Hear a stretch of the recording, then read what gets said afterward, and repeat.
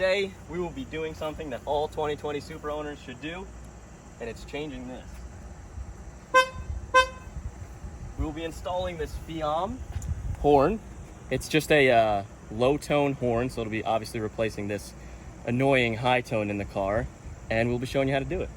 So the first thing you're going to do is you're going to get the car up on some sort of ramp so you can get a jack under there and jack the car up. What you will need, guys, is you'll need something like this. This is from Burger Tuning. This is a jack pad that you're just going to have to use. You don't necessarily have to use these, but you're supposed to use them to jack up the sides of the car, and it's better for when you have a flat top jack like that over there. And so what that is going to allow you to do is what you're going to do then is you're going to take off the wheels, and there's going to be a bunch of fasteners that we're going to have to remove, and then we'll show you that once we get in there. So once you're up on the jacks, what you're going to want to do is you're going to want to go back here, remove your carpet liner, and you're going to want to disconnect the negative terminal from the battery. So let's go ahead and do that here.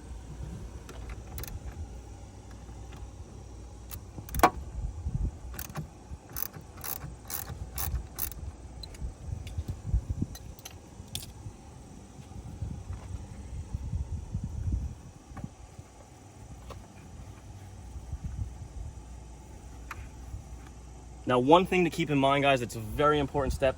Be sure not to close the trunk. On these cars, if you close them, there is no trunk button that is accessible from the outside of the car, and there is no key to open it. So make sure you do not close it. If you do close it, you're gonna have to get in there, you're gonna have to pull this latch up and open the trunk that way, and you will have to crawl through the car. So just be sure not to do that. You could put, what we're gonna do is we're just gonna put a cloth here or something to block it to remind us not to close it. So once the wheel is off, what you're gonna wanna do is you're gonna wanna remove each one of these. I believe they're 8 or 10 millimeter bolts in here. There's about 15 of them in here. They're 8 millimeter, and then there's also going to be a few clips such as this one right here that you're going to also have to remove, and then this panel on this side will come out, and you're going to have to remove it on the opposite side as well. Also, guys, just a quick note, there are one of these fasteners in here that connect to the frame rail in here, and the way this fastener comes out is you're going to have to unscrew it. It's a little bit of a pain to get in there. Sometimes you have to hold the back piece in order for it to unscrew, and then you're going to have to subsequently pull, once this is out, if it'll come out, you're going to have to pull up on this, and then this will come out. Just a side note. Once you have the wheel well off, you're going to want to go ahead and disconnect each one of these wires on either side. It's 2 parts. You're going to have to first disconnect it via these 2 clamps here, and then once you've done that, this is also going to be connected. You're going to have to undo. There's a little tiny piece in here that you're going to have to push down towards the bottom, and then this will just pull straight back. Just a side note for everybody there, a lot of people are saying that you can get to it from the wheel well on the driver's side, and there is really no way to get up in here to access it. Support seal here, it's just a rubber grommet. You just want to pull up on this here and slowly pull this off.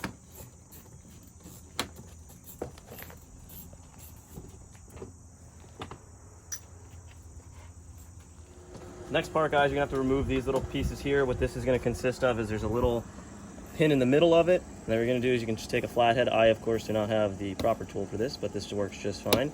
Pull this up. Then what you wanna do is you wanna pull it out and then take something like a plastic trim panel removal, and you wanna get right underneath there. It's a little stubborn at times, and just pull these out. Just make sure you're careful when you do this.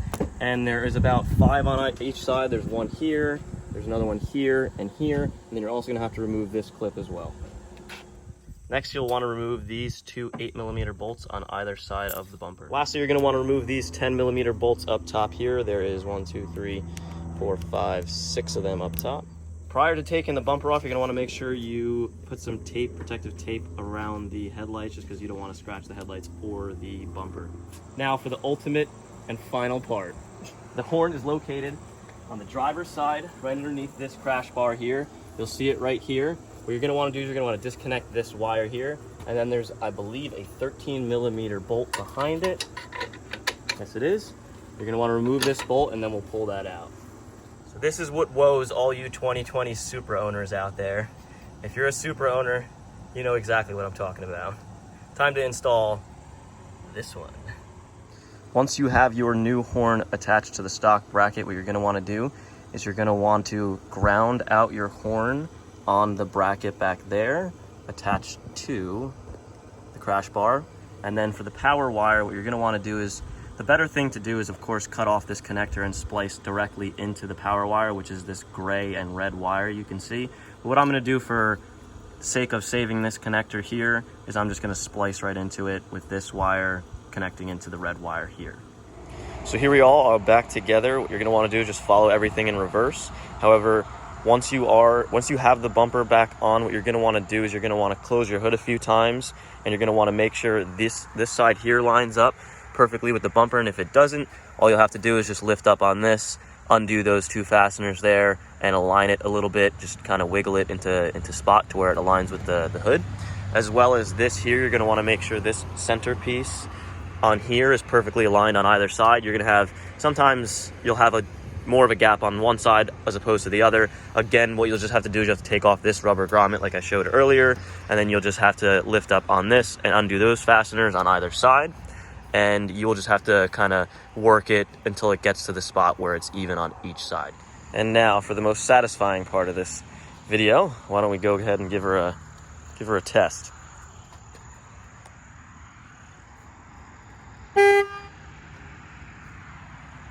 I'd say that sounds about 1,000 times better than the stock one. So there you have it, guys. If you have any questions, feel free to let me know. Thanks.